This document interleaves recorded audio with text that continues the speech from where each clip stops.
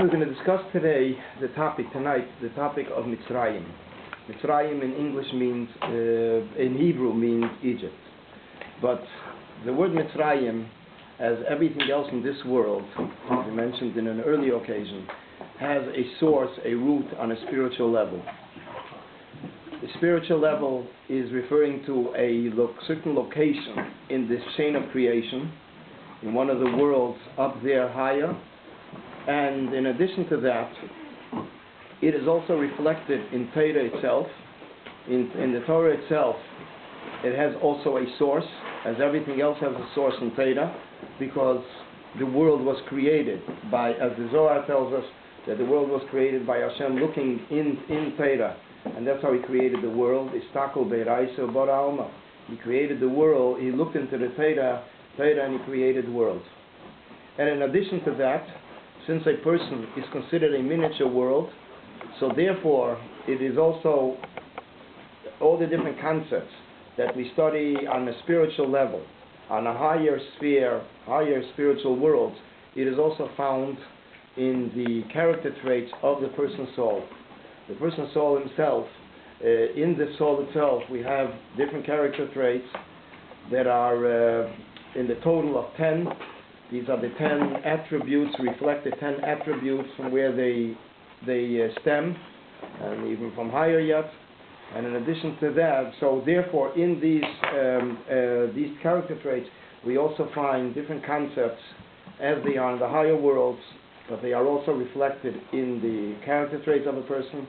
And therefore, we get to the final punchline that this is also expressed in the service and relationship of a person to the Almighty, a person to the Creator, because it is all one chain connection here. It is the chain of creation, and then it is in the neshama, in the soul of a person, and then it is also expressed in the service of the person, in his commitment, his relationship to the Almighty. And this is what we're going to be discussing today. The level of Mitzrayim, the title of Mitzrayim, Egypt, but I'm going to use the word Mitzrayim because the word Egypt will not really express it as much as the inner meaning of what the word Mitzrayim means. And then we'll discuss, hopefully, to have a safe landing, discuss how do we get out of Mitzrayim. We know how to get in. Right, we're actually in there. Okay, in general, all the exiles are referred to as Mitzrayim. The Medrash tells us in anthology, Kol HaGoliyos Nikroyim Al Shem Mitzrayim. All the exiles are referred to as Mitzrayim. The reason for that is because Mitziras, they make it very restricted and constrict the service of Jews to the serving the Almighty. They constrict the life of a Jew. In a general sense, it is restriction. The word Mitzrayim is the word Meitzar, which means a boundary, a border, a restriction, a line that stops in the middle and says, till here and not more. This is what the word Mitzrayim means. It's from the word Meitzar, which means a limitation or constriction. Now, where does the first constriction come from? In the higher worlds. Everything comes from higher. Everything in this world is a parable to understand how these different concepts are on a spiritual level removed from physical features. Where is the first time where there was a constriction? So Kabbalah explains, and Hasidus explains, it was by the creation of the world.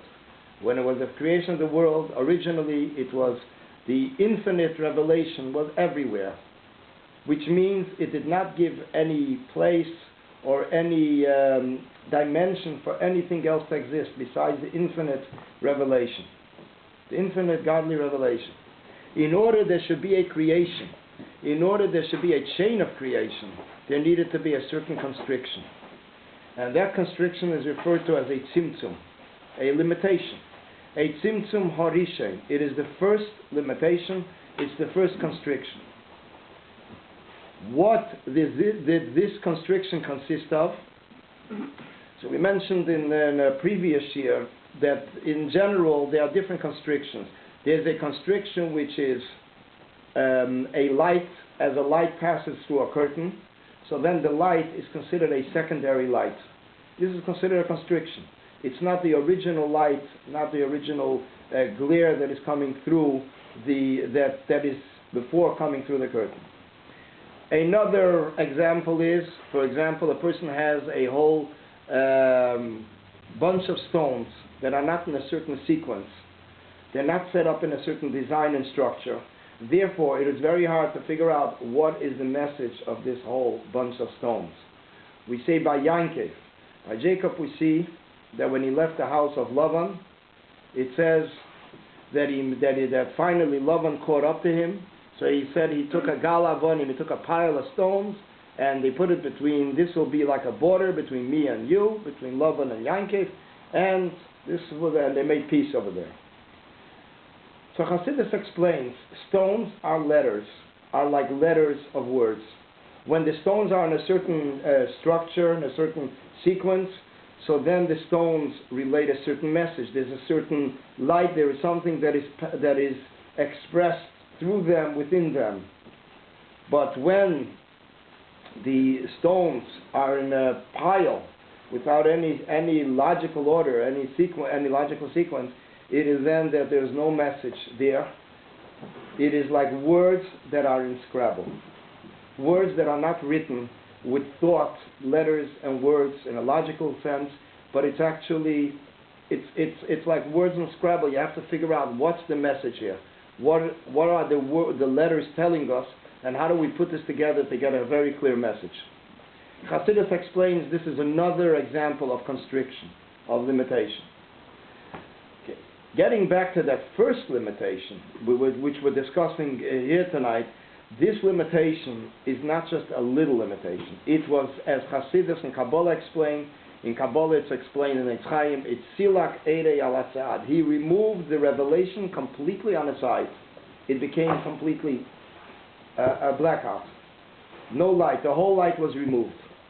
It wasn't just minimizing the light in quantity or in quality, as a light passing through a door in comparison to a light passing through the window, which is a smaller measure of light coming in quantity, or a light minimizing a revelation in quality, which would be, as mentioned earlier, a light that is passing through a curtain.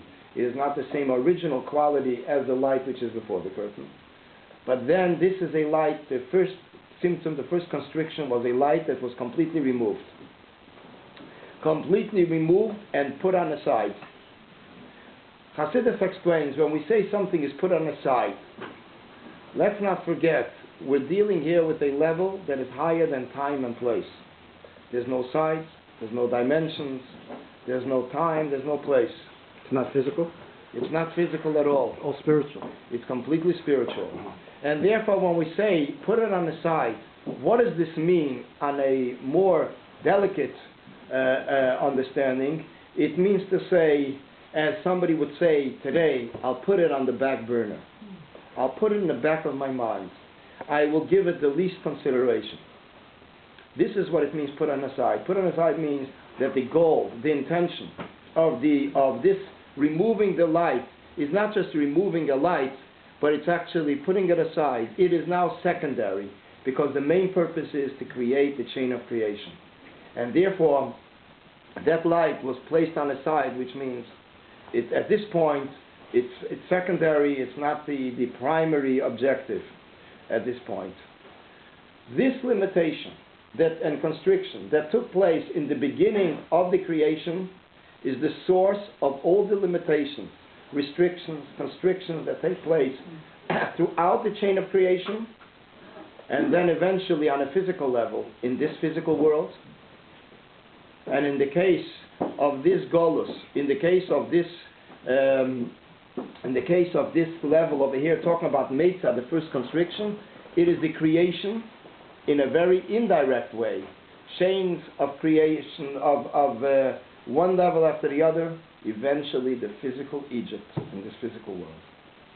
And what this physical Egypt represents. So it starts from the beginning of the creation, the Meitzah, this constriction, and then there is other limitations that take place in the chain of creation, as we mentioned earlier.